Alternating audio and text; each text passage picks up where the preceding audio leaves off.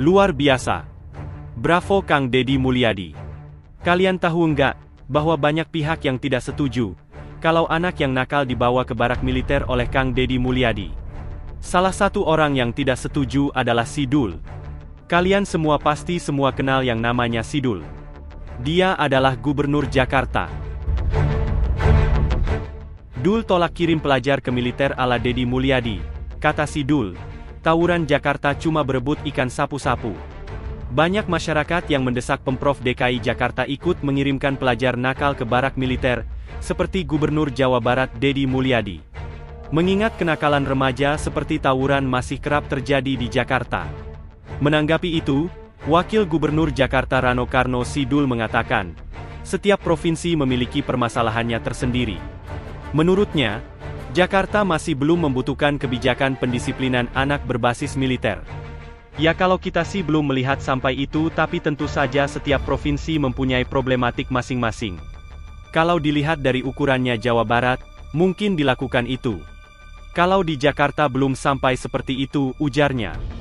Wagub Rano Karno mengklaim Pemprov DKI Jakarta masih bisa menanggulangi kenakalan pelajar. Menurutnya, penyebab tawuran di Jakarta hanya karena hal sepele dan terjadi di lokasi yang sama secara berulang. Kita masih bisa menanggulangi walaupun kita lihat tren tawuran di Jakarta sangat spesifik ya. Permasalahannya itu-itu saja. Cuma berebutan ikan sapu-sapu aja dan di tempat yang sama. Jadi kesannya kalau akarnya sudah ketemu masalah akan selesai, jadi saya pikir gitu, terangnya. Pemain sinetron Sidul anak sekolahan itu mengatakan, pihaknya telah kembali mengaktifkan Balai Rakyat sebagai sarana anak muda mengekspresikan diri. Cara itu diyakini lebih efektif mencegah tawuran.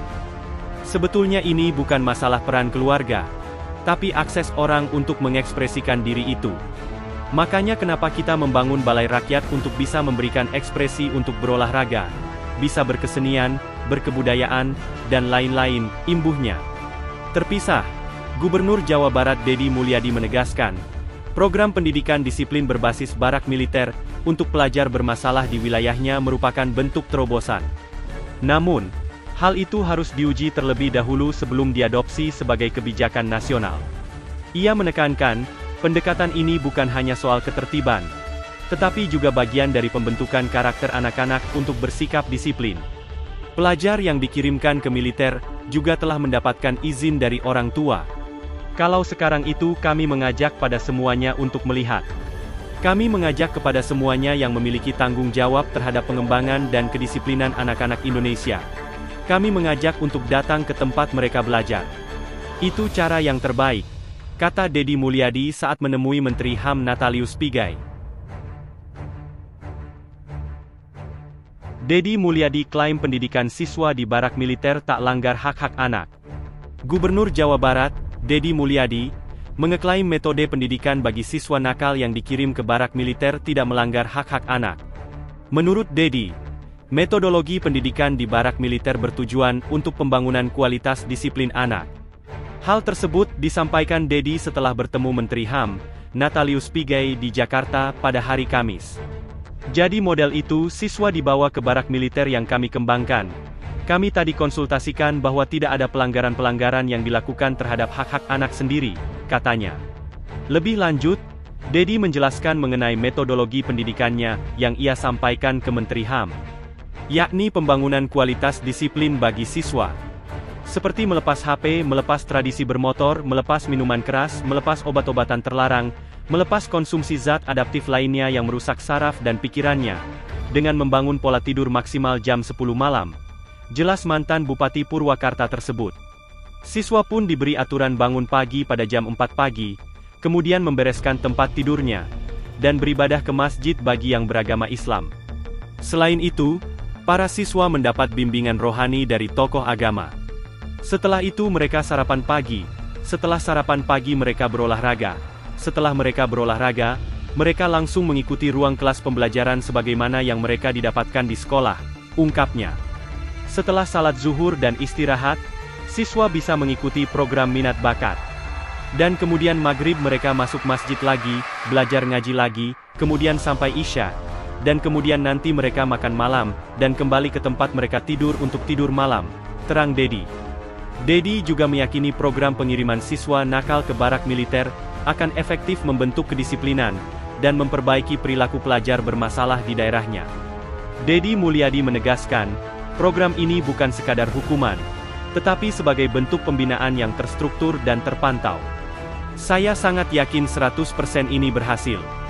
Dan kami kan lebih baik punya keyakinan dan melaksanakan daripada melakukan pembiaran, tegasnya. Dalam kesempatan yang sama, Dedi mengatakan, dirinya tidak akan menjalankan program ini, jika tidak memiliki keyakinan berdasarkan pengalaman pribadi. Lantas, Dedi menceritakan pengalamannya menangani anak-anak dengan perilaku khusus. Termasuk ketika menitipkan seorang anak yang kerap mencuri ke sebuah pesantren di Cireog. Itu anak SD kelas 5, sudah punya perilaku luar biasa. Jadi tidak mudah. Untuk menyelesaikan problem ini kita harus menangani secara bersama, ucap Dedi. Terkait pengawasan, Dedi memastikan, para siswa di barak militer tidak dibiarkan begitu saja. Mereka akan diawasi oleh tenaga profesional dari berbagai latar belakang.